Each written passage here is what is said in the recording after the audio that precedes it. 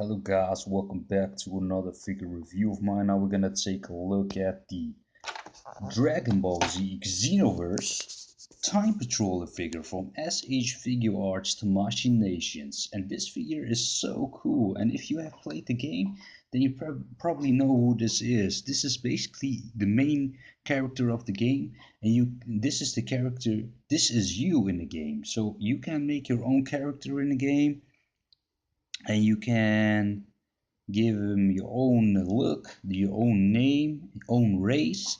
And this is the view. This is just a random thing the Machination has did. What they thought the coolest look would be for Time Patroller, and yeah, basically what the Time Patroller is, it's like Trunks is wishing for an opponent or for an ally to aid him in battle, excuse me, to aid him in battle against the Time Bandits. And what are the Time Bandits? Time Bandits are opponents who travel in time to provoke the fights between the Z fighters and their villains. For example, Goku versus Frieza, like Gohan versus Cell. And what they are doing is they with black magic they can make the villains stronger, and so eventually, of course, Goku and Gohan can't win. And what he does, he fights and aids them in battle, and he is very strong because, of course, Trunks wishes for a very strong character, for a very strong ally. So basically, he is as strong as you can fantasize about him. And in game, you can make him as strong as you want. So you can say this is a very strong character. This is a Super Saiyan 2, I believe I can see. And he is like, he's very cool. He's very cool. He's like as strong as a normal Super Saiyan 2 can be. And this character comes with cool accessories, but let's first look at the packaging.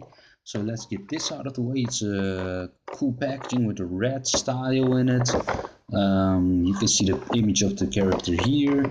The side, you can see some images of the figure. The other side is like this, and this is the back. You can see image of the figure and some other image of the figure and some language I can read, basically. So this is Japanese, I believe. And I do think this figure is really cool, but first let's look at the accessories and then gonna look at the detail in my opinion.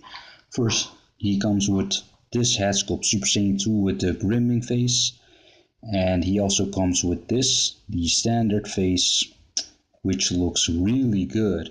The scouter is sculpted on his face.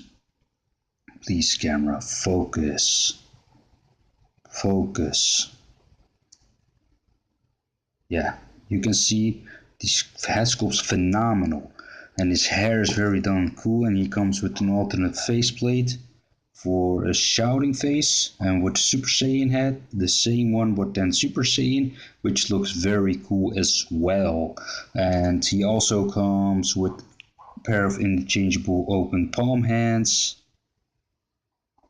interchangeable style pose hands for blasting, and two gripping hands, which is very cool. If you have a sword at home or the sword of Trunks, then you can use this to pack on a sword, and you can make him hold a sword just like Trunks. And he also comes with a base, which you can see, and with a blast effect on it, and the base is articulated, which is pretty cool.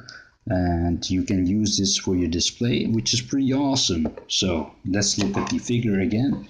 And my opinion about this figure is the newest S.H Figuarts figure, and they changed up the material use of this figure. They made him a little bit lighter, but it's not very light. It's not like it's cheap or something, but they made it a little bit lighter, so probably the joints will stay on nice and stiff for a long time. So that's pretty cool. I like that they've done that, because for me, of course, it's very important that the figure is nice and durable, and the joints as well. And the joints are very stiff, so that's a great thing. And the head sculpt's really nice. If you can look, The overall detail, he has the boots of trunks, which looks very cool, and great shading on the pants. I don't know if you can see it. First, wait, let's center it with my camera. And the hat comes off, which is sometimes a pain in the ass. Let's see, you can see it here. Here, nice shading overall, nice color use. I like the buckle. I like the shading on it. You can see here a little bit of buckle, the cape. The cape is a hard plastic. I don't like that usually, but this cape is pulling it off. You can make this work because it's a small cape. It's light material, so it still looks good. And I like the belt and the coloring on the shoes. I like the overall look on this figure, and also the red hair on the normal hat. Let's pack on the normal hat sculpt. So let's see. This is sometimes very hard because it's very hard to pack on. If you are familiar with S.H Figuarts, Dragon Ball Z figures, then you know that it's sometimes very annoying. But this went very nicely on actually. So let's look at the articulation of this figure. He has a great range of articulation, what you can expect from the Tamashii Nation's S.H Figuarts figures. His head can move up to there because his head is on the ball joint and his neck, so he can look down to there, side to side, and rotation, of course, but the color is a little bit in the way. Now we can look at the shoulder articulation, which hinges out. Pretty nice, really stiff. If you don't know, I don't know if you can hear it. So let's see, it can rotate, but gets a little bit hindered by the part of the cape. He has a bicep swivel built in here, so let's see. It's very stiff as well. No real butterfly joint, a little bit. Double jointed elbow, which is really nice on there as well. Wrist rotation. Let's look at the aprons. He has a ball joint here at the diaphragm and a ball joint on the upper side of the belt. So the upper goes in like that, and then when you use the lower one, it goes like this. So the crunch is really good crunch. And backwards also very great, and it can also rotate on both the joints. So let's look at the further articulation. He can kick outwards still there, not that far, but it's better than the hinged ball pack, in my opinion. This is the newer type of hip articulation, and I do think it looks great. In my opinion, this is better. So yeah, I don't know if you can see it. It looks pretty good in my opinion. Some people don't like the look of it, and it can kick forwards to there. This is really good. Backwards still there, nice and stiff also. And rotation here at the thigh. Double jointed knees. So let's see. Oh, foot rotation. Let's see. Oh, it's very stiff, man. I'm scared to break that. Ooh, yeah, rotation there. Pivot, because it's on a ball joint, gets a little bit in about the sculpt. So that's all good here.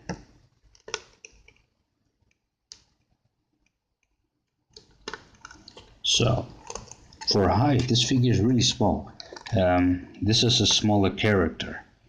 It's not like the scale is particularly small because it's a 1:12 scale, but of course the Japanese 1:12 scale is often a little bit smaller than the American domestic figures, but I'm going to use some other figures to comparing with. Here you have the Mesco figure, the Mesco Superman figure. Let's see. You can see he stands a little bit smaller, but he is standing a little bit. Let's stand him in the same pose so you can see an idea. So here you have an idea between the differences in skill. They are the same skill, you can say. So in my opinion, they can make this work pretty good. I do think Masco looks a little bit better than S.H Figuarts.